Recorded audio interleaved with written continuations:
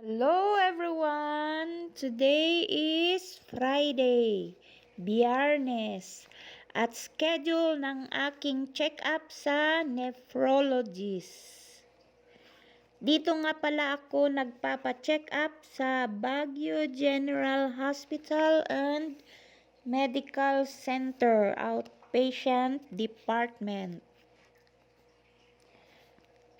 Katanyangay nga rod, anusan amanen ti atidog nga pila. Ay kay mantibiyag. Sana po mag-hire ng mas marami pang doktor ang ating gobyerno para hindi ganito kahaba ang pila kapag nagpapa-check up sa mga government hospital.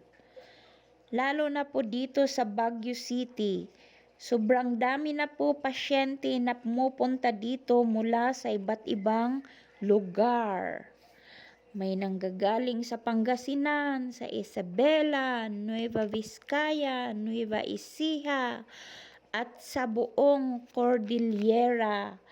Kaya tignan nyo naman kung gaano kahaba ang pila sa dami ng mga pasyente na nagpapa-check up dito. At habang naghihintay ng pila, ako ay nagpapaaraw dito sa labas dahil malamig sa loob at siksikan ang mga tao. Pagkatapos ng ilang oras na paghihintay ay eto na, may bagong laboratory request at bagong reseta. Monthly kasi ay dapat magpagawa ng bagong reseta. Kasi yon ang requirements dito sa BGHMC Pharmacy kapag dito ka bibili ng gamot.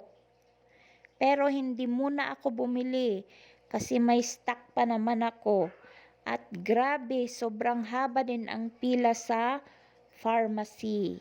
Nyangay piman kat nalaklaka ti bayad ti agas ta ditoy.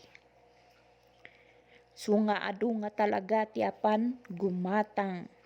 Swerte pag meron silang stock, pag wala ay anusan amanen nga apan gumatang ijay war. Pag uwi ko naman ay sobrang traffic sa kalye. Kaya sa mga papasyal dito sa Baguio City ay huwag kalimutang magbaon ng mahabang pasensya. Pagkatapos, dumaan muna ako sa palengke para bumili ng strawberry. Yun lamang po at maraming salamat sa panunood.